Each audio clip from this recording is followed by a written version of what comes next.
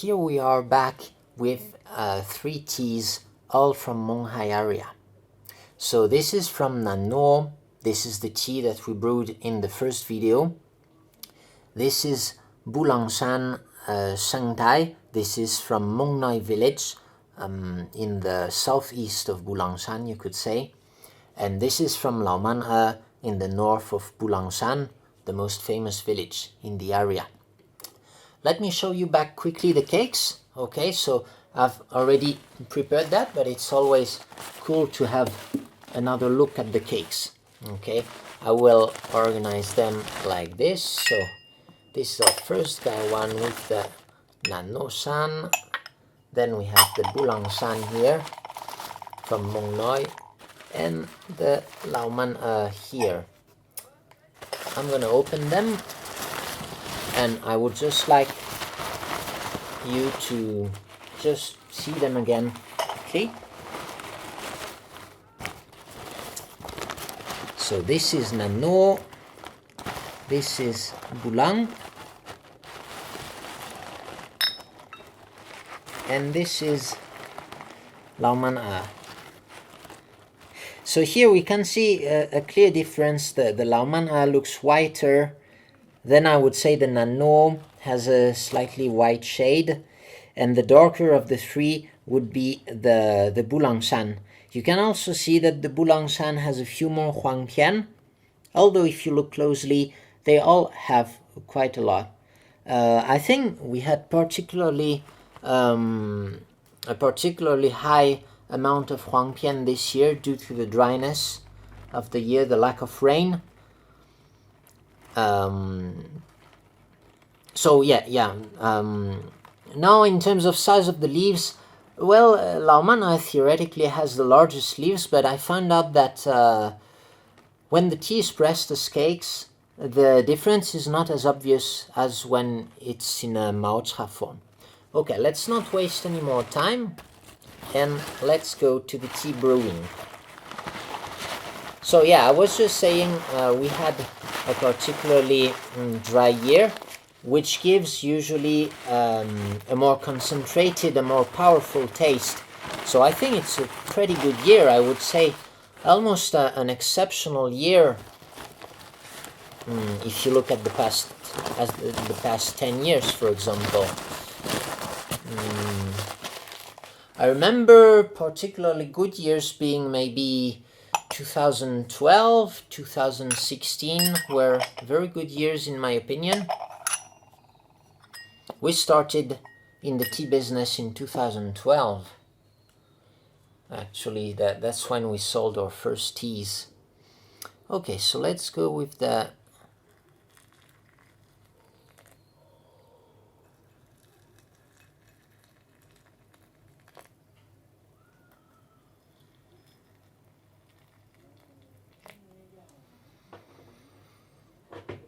and when the tea is brewing, I just like to focus and have a look at the leaves opening up.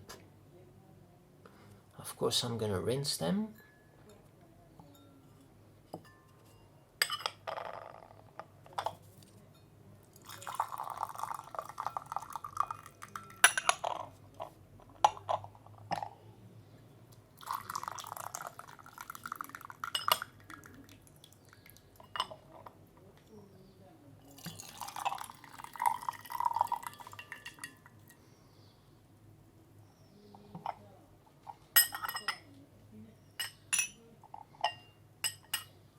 And after the rinse, okay, we can take a quick look at the soup.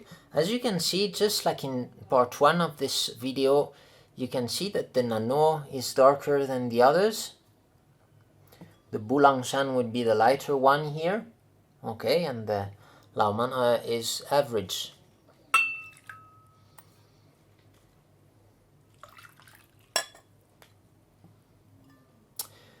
I like to let the steam evaporate a bit, and then only you smell the bottom of the pitcher. That gives you a good indication. It's a bit like, you know, when smelling perfume, it's good to let it evaporate a bit. You get a broader fragrance range.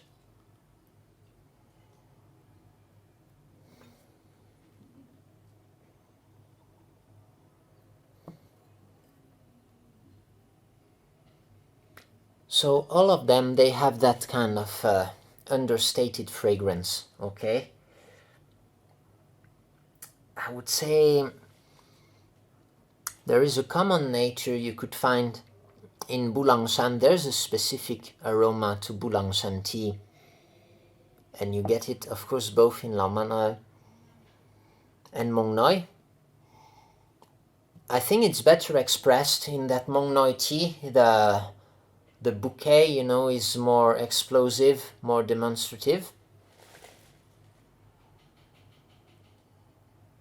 And Nannuo has a very interesting fragrance, very understated, but still present. It's very hard to describe, and it has a very good minerality, in my opinion, that Nannuo tea.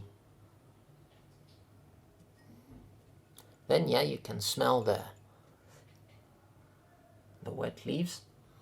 Although usually you get less information from smelling the wet leaves than from smelling the picture. You can have a look.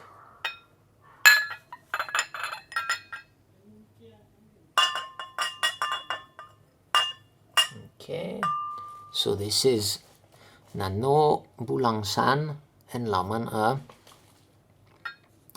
Here I think we can see that the Lao Man is a bit greener, I would say, than both of them.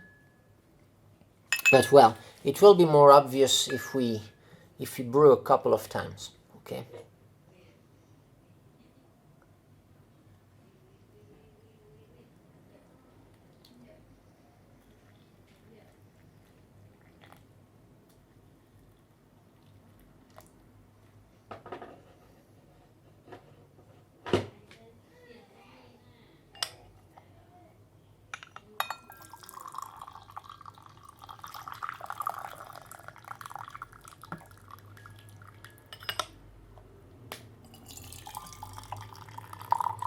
So I'm trying to use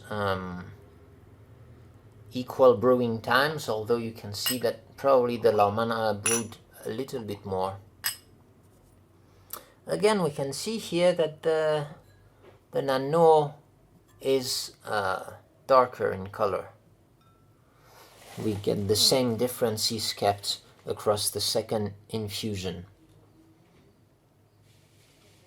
And of course I need to take 1 extra cup, so excuse me for a minute. Here is my extra cup. So let's do it like that.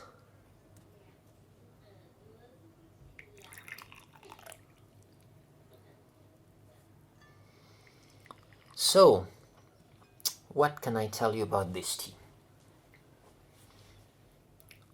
Let's have a sip first, because I'm really thirsty now.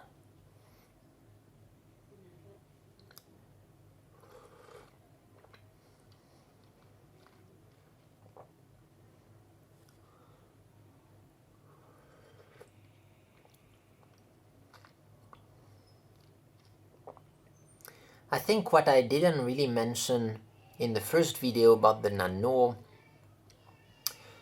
is the texture. And just like I said, the minerality. It feels like you're sucking on a rock or something. Some wines, especially Burgundy wines, have these characteristics. I love that. I love Burgundy wine.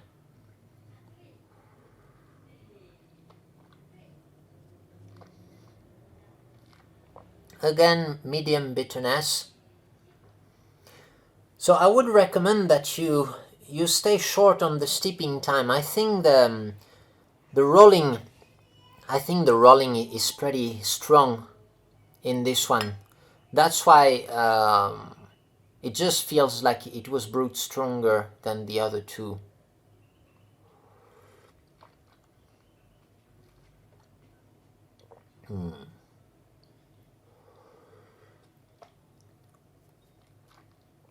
This one has a light mouthfeel, lighter mouthfeel than the Nannuo.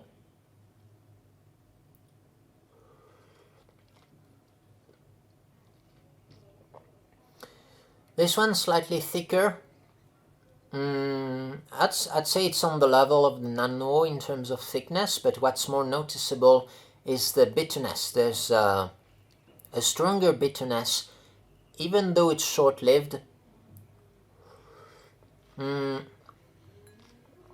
just straight away, there's that feel you get really in the soup that makes you want to have another cup. I don't really know, I can't put my finger on it, like it's hard to describe. But yeah, that's what it does. Like the more you drink, the more you want to drink of that. So that's the Laomana Shangtai. These trees are only 15 years old. Isn't that crazy? They are very young, but they grow in one of the best terroirs known in Xishuangbanna. So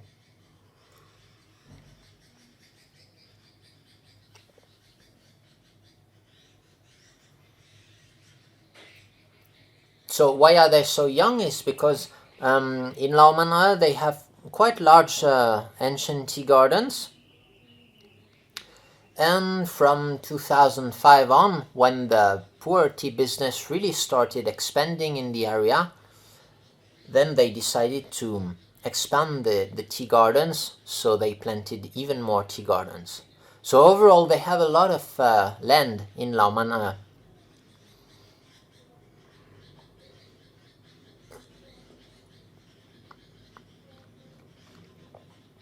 So this one would be the lighter of the three, but it's still very pleasant on its own. It has somewhat spicy character.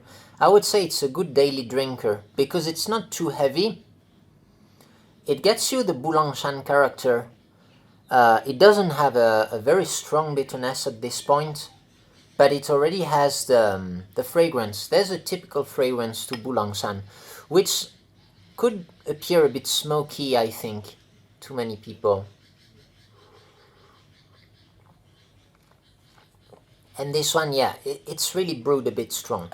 I'm gonna go straight to the next brew, and what I'm gonna do is I'm gonna give a shorter brew for this one.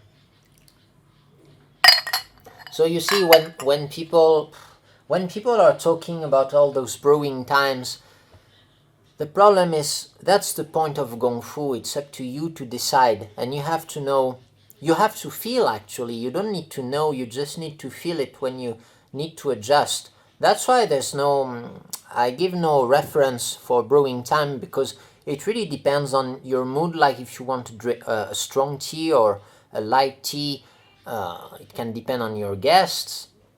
It depends on your water temperature. I don't know, maybe if you're at high altitude you won't get as high a temperature, and then you will have to adjust for longer times. It depends on the amount of leaves you've put in the gaiwan. What else? Maybe your brewing vessel.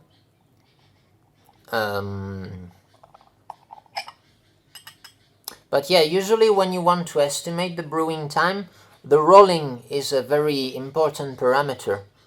Like if you brew some rolled oolong, for example, you know, you have experience with rolled oolong, they will take a while to open up, but you must really be careful for that time when the leaf is opening up and is not totally opened yet. That's when the most interesting part of the tea comes out, and it can be a very short phase in some teas, you know, like Taiwanese oolong or Tieguanyin, things like that. The same would go for dragon balls, for example. You brew a dragon ball and you wait for minutes before it opens up, and there's one moment when it opens up and it releases a lot of energy, a lot of power, just very quickly. So these are a bit tricky to brew actually. I would say the easiest to brew is just a simple mouth hab, because you don't have to take into account the compression. You know that it's going to be quite straightforward. Just give it a quick rinse, and then you just feel like, of course you're just for the rolling, but it's very intuitive. You don't really need to think about it too much. You can see, even though I gave a fairly short brew, this one is still pretty red. But look at the soup. I like when it has that oily feel, you know. It looks like some kind of olive oil. I don't know, it has a really oily behavior. And this one much less, you know, it looks more like water. And yeah, this one a little bit too olive oil, you know. You have it turn like this quite quickly, and then you can see that it does like a funny shape. So it's related, of course, to the viscosity of the tea, and I guess that translates into, like, a highly viscous tea will translate into a thick tea in the mouth.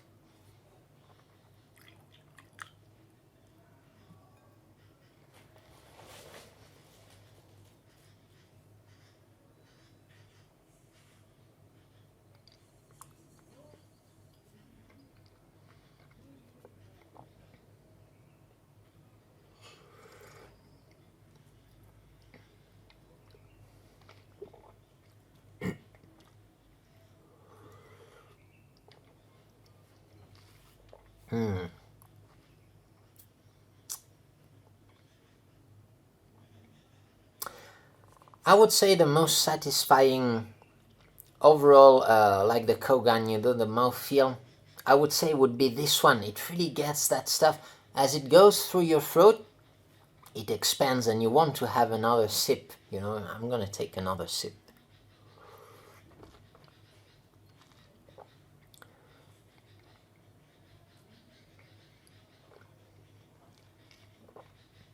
So this one doesn't really feature, the Nannuo doesn't have that same mouthfeel as the Menghai, but it's more, it has a thicker mouthfeel overall.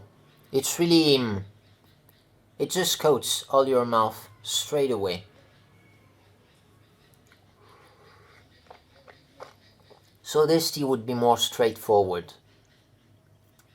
It also has more astringency.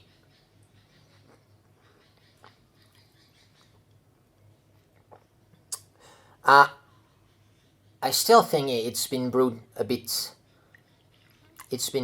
too strong. Maybe I just put too much leaves, actually. Maybe that's the problem.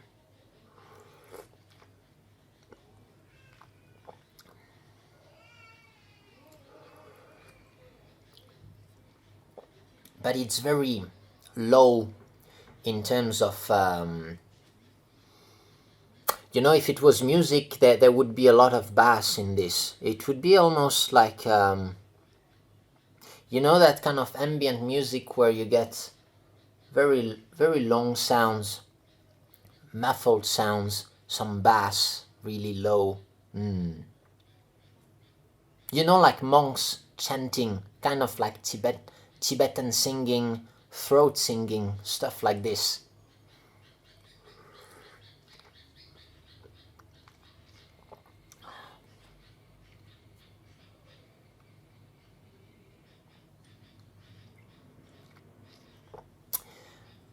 We start to get a bit of bitterness in this one, but it's very light. So should we say that Bulang Shan is just a weaker version of the Menghai? That would be interesting to think about it like this. There should be, it could be actually similar varietals. I'm really not sure about this. What's for sure is the Menghai village is at lower altitude. So usually if you get lower altitude, well, you get a weaker tea. But it's not that simple really, because look, Menghai is not as a really high altitude either. Okay, so Menghai is 1,000 meters and Menghai is 1,250 meters. That's the village. Of course, the tea trees are maybe 100-200 meters higher than this.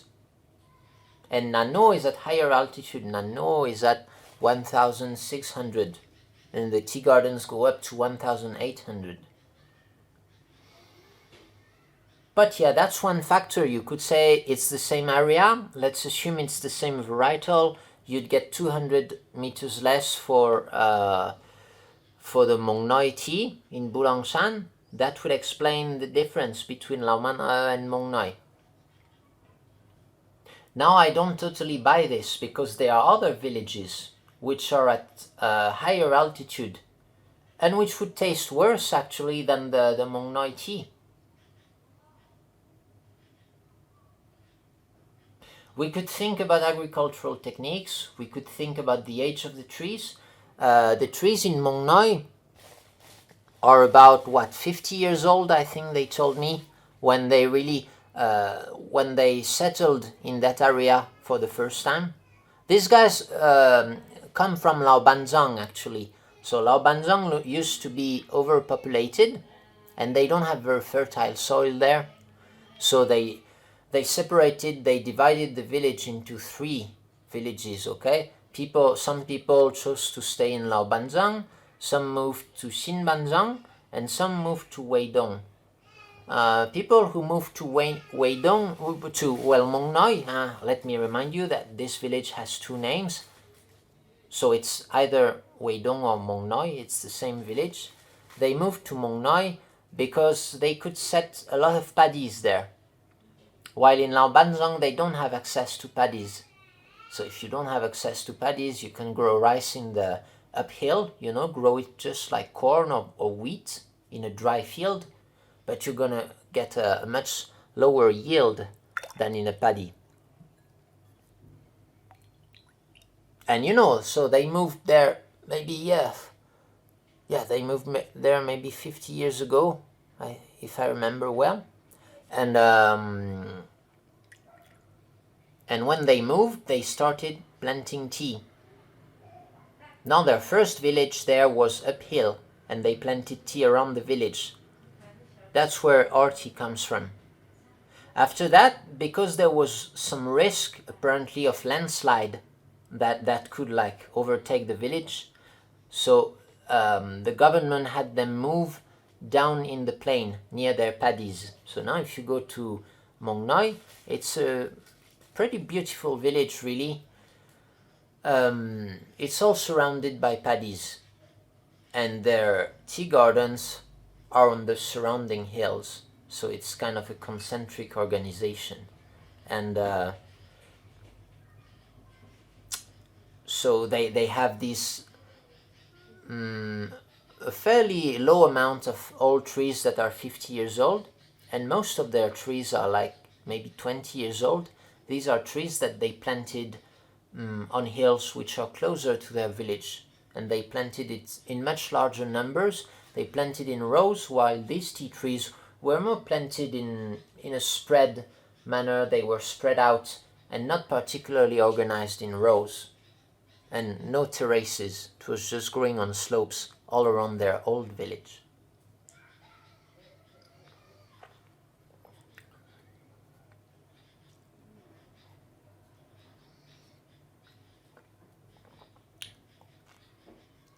But that Bulang Shan, it has just enough bitterness to make the tea feel a little bit salty. When you drink the tea, you have that little spike up your mouth, and that's the bitterness from Meng Noi. It's of a medium duration, okay? It's not as short-lived as Jingmai bitterness. Jingmai can be pretty bitter, especially some areas, but that bitterness vanishes very quickly. Now with Bulang Shan, it's some areas have a short-lived bitterness, like if you take Laoman sweet tea, like the Gushu we sell. It has a strong bitterness, medium strong, but it vanishes very quickly. Some other teas have a long-lasting bitterness. And some teas have both a very strong, very intense, and very long-running bitterness.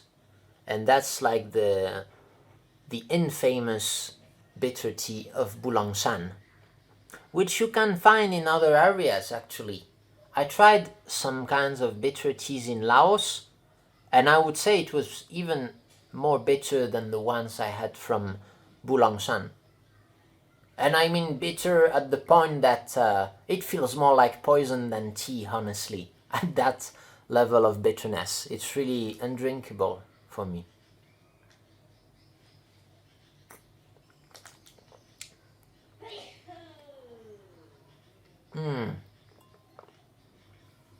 And I like that, yeah, somewhat a bit smoky, a bit animal, a bit leathery character that both Bulang teas display. Laomana tea displays it in a more obvious manner, maybe a more refined manner too, more intense. Although both have it. No, I would say the main difference between those two teas from Bulang Shan would be the mouthfeel. The mouthfeel is thicker in the Bulang Shan tea. And also the intensity. You get a slightly more intense bitterness in that Lao Man, and it's also a bit more short-lived than in the Bulang Shan, in the Meng Noi tea, okay? So that's interesting. You get the Meng Noi tea has the older trees, but the Lao Man tea has the higher altitude and I don't know, maybe the better soil, okay? Because, well, they don't have ancient tea gardens in Meng Noi.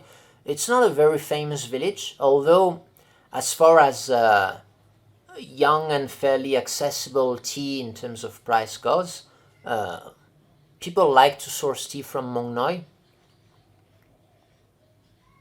Actually, Bulang Shan is very famous for its basic tea because it's very accessible from Menghai. It's about 3 hours drive. So a lot of tea factories, they have an army of buyers. They just drive their pickup truck to a place and just start collecting tea in the village. So in Bulang Shan, it's very easy to sell your tea. You don't really need to do like Jingmai, like you don't need to sell to tourists or make your own brand and things like that. Let's say like tea producers who live, what, maybe in Laos or in Jingu or in Wuliang Shan. These guys are never visited by tourists or even by tea buyers. So a lot of them, they prefer usually, well, they will have to open a tea shop, for example, in the city. Like in Pu-erh city where we live, a lot of our friends actually come from Jingu and Wuliang Shan because these two areas are very big, fairly remote, and not very visited actually, not very touristy. Although they are beautiful actually. If you have the opportunity to visit Yunnan, I recommend you try Jingdong or Jingu. These are, you can find some of those hidden gems in Chinese countryside. But yeah, the fact is that very few tea buyers will make the effort of just driving there. It's usually 6 hours drive, 10 hours drives in some places. The roads are bad. It's not like Xishuangbanna, okay? So in those places, usually you will find larger tea factories because as a large tea factory, you will typically have more capital and more possibilities, maybe more employees and stuff to open tea shops in the cities, and then that's how you will market your tea. But if you're a tea producer in Laomana or even in Weidong, you're fairly close to Menghai, you're fairly close to the capital of Pu-erh tea, and lots of tea buyers, either private or from big tea factories, will come and buy your tea. Now it will depend on your price. For example, in Weidong, it's fairly cheap tea, so most of the buyers will be large tea factories who use it for their blends. If you're in Laomana, it used to be a lot of big factories, but recently The price is now a bit high for the big factories unless they really make an extra premium cake. So the tea is more sold to private buyers. Okay, let's go now on the third brew. I will give an even shorter time, I think, to the Nannuo because maybe I just put a bit too much tea. And it's okay to brew strong if you want to test the mouthfeel. But if you want to try the fragrance, for example, I'd recommend you brew on the lighter side because the fragrance is not like bitterness, you know. It doesn't really accumulate. You can brew a tea very light and have the same amount of fragrance as if you had a strong tea. Usually, actually, I feel like the stronger the tea, the more restrained and smothered the fragrance is.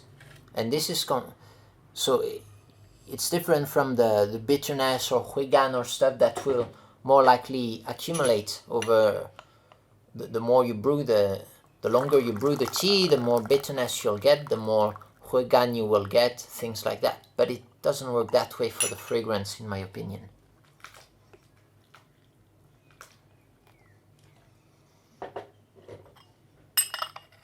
So, of course, all these teas, since they are on our website, we like them. Of course, I'm doing marketing. I'm not gonna say that my tea tastes bad, but what I mean is we've tried a lot of tea, right? And we have selected these, and that's why I'm happy to promote them because we like them, of course. So you could say, yeah, I don't know. I could take random samples in my house, and then there would probably be teas that I really don't like, or teas that are boring and stuff. Now we try to select teas in order to have a product range that will display the variability, all in an interesting way. And I feel like, yeah, Nannuo, I would say, is maybe the most balanced of the teas in the way that it's got a bit of everything. Sometimes I feel like Jingmai is also like this, but maybe it's just because I drink too much Jingmai tea. So it's good to take a break sometimes from Jingmai tea and try others. And yeah, the point is, what's the Menghai character, you know? For example, Jingmai is not included in Menghai. So yes, politically it's not in Xishuangbanna. It used to be, but it doesn't mean anything, right? The political borders. But yeah, it's true that in terms of taste, I'd say that there's more in common between Nannuo, Bulang Shan, and Meng than there is with Jingmai. Jingmai would be a separate group. Although you know that many people they relate Jingmai to Hekai. So Hekai is south of Menghai. You could say basically it's the first villages, the first mountain on the Laobanzong and Bulang Shan trail, okay, from north. So we're south of Menghai, and from north to south you will have Hekai, Banzang, and Bulang Shan, and then Myanmar. And so Hekai has a Zhong Xiao Ye Zhong, so medium small leaf varietal, just like in Jingmai. Now, honestly, I don't think it's the same varietal. They are all named after the size of the leaf, but they can be unrelated, actually. I don't have anything to support either of the possibilities. I don't know whether they are related or not, actually. But I think it's probably easy to check with some genetic tests. I just haven't really researched that. So let's go to our third brew. I will start from here this time, from the Laoman. Oh, you can feel like the bitterness is now pushing.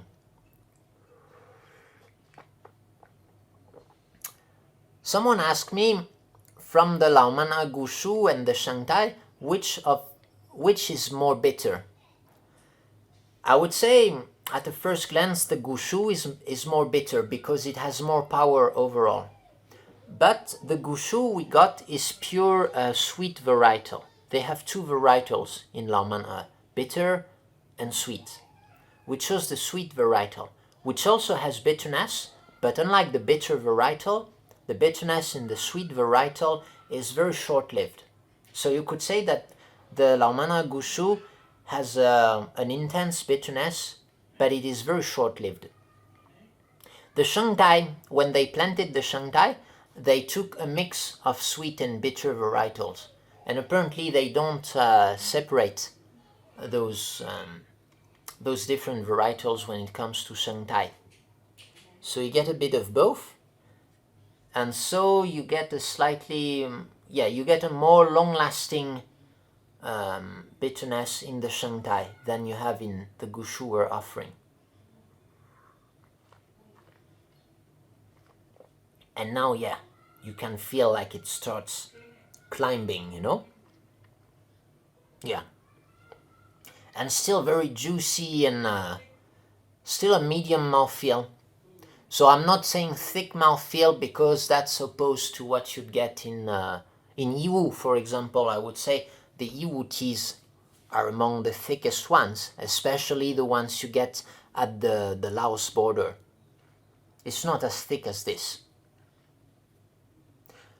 Good Jingmai tea can be very thick as well. Like, I think our Gulan is fairly thick, and the single trees that we haven't released yet is even thicker.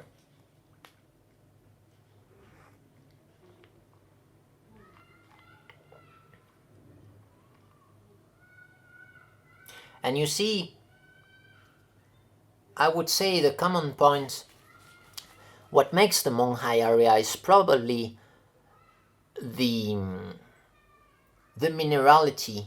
And if you try to understand what minerality is, I think it's related to it's a combination of sweetness, astringency, and bitterness. And I think that's what would give you that impression of minerality, of like sucking a rock.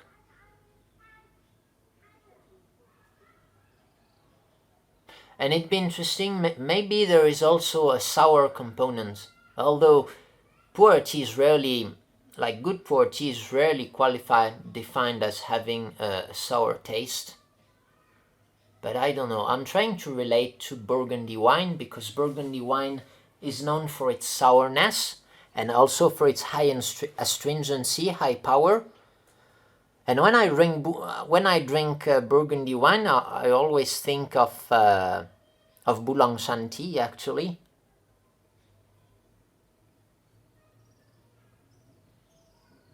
So yeah, maybe Menghai tea is actually a kind of mouthfeel that gives you that mineral impression. But that minerality is also present in Jingmai tea, in my opinion. Although usually Jingmai tea doesn't have the same power level as Menghai tea. So it would be very interesting to compare. You know, usually we like to simplify in saying that like you have Yiwu area, Menghai area, then you have Mengku area, then Lincang area, which would be more like Eastern Lincang, like Bandung and stuff. I don't know how far those simplifications hold true. They are models, of course, so they are supposed to approximate reality and not totally imitate it. But so anything you say anyway, you can't say anything without being wronged on a specific example, right? Because tell me anything and in tea you will find one counterexample to this. And that's, I think, the hard part as a tea enthusiast who is trying to research and understand tea. What should you understand actually? And is there something like the Menghai taste? Well, this is something we like to explore by drinking a lot of different Menghai teas. There's an area that I haven't explored much. It's Bada. It's in the west of Menghai. So it's west of Menghai, northwest of Bulang Shan, still at the Burmese border, but all in the west. And I don't know, yeah, I've never really been too interested in that area. It's also, I would say, the fourth, also most important mountain in Menghai area. Oh, and you have Pasha, of course. Pasha, which is south of Nannuo mountain. It's also an expensive area. I've heard it's very often used to fake Banzhong tea, even though it's really not that famous, I would say. It's an area that I would love to explore further. Honestly, I've never been there, even though it's not far from Menghai, really. I'd love to go there and learn more about that area. Bulang Shan tea. I feel like from the third brew, really, those poor teas are getting better and better, you know.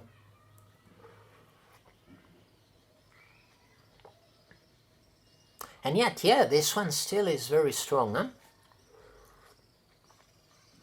But it's a pleasant strength. It's just a more straightforward strength than, let's say, that Laman.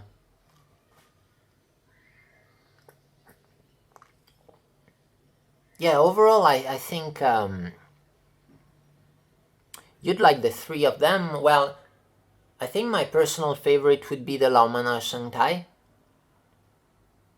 Now I would say the Nannuo is very juicy, has a good explosive mouthfeel, like you get it in the mouth, and it's very straightforward. A little bit akin to Jingmai tea, actually, which is also a straightforward tea. For Bulang Shan, you need to be a bit more patient. We say Bulang Shan tea is very powerful, but you won't get that at the first brew. You have to wait, and they are very long brewing usually. Even that fairly modest Meng Noi tea, you can get a good huigan out of it, a pretty good chachi. You can enjoy it over maybe 15 brews, if you like that kind of long brews in the end. I would say if generally you like strong tea, that Meng Noi tea is a perfect daily drinker. And if you like not so strong tea, then try the Jingmai Mi Yun. You know, I have these just here. You can try this Jingmai Mi Yun that we make in our factory. They are very good daily drinkers. But if you like a more punchy tea, a bit with a different fragrance and more bitterness, more astringency and everything, then try the Bulang Shan. So it's getting dark now, so I think I'm gonna have to end the session here, and we'll meet each other again on a brighter day for more tea drinking and tea thoughts. I just want to leave you with that question, like, for you, what is Menghai character? And usually, like, do you try to make generalities and try to understand, like, tea in terms of different areas? Like, you'd be looking for an Iwu character, for a Menghai character, a Mengku character. And then what would be Jingmai? I'd be curious to have your opinion about Jingmai. Like, do you have any mountain in mind that you would relate to Jingmai in terms of taste? And yeah, and you can put in the comment section, like, what's a good Menghai tea for you? I'd be very interested in reading the answers. So thank you for watching. I hope you're having a great day and great tea in your cup. See you later. Bye bye.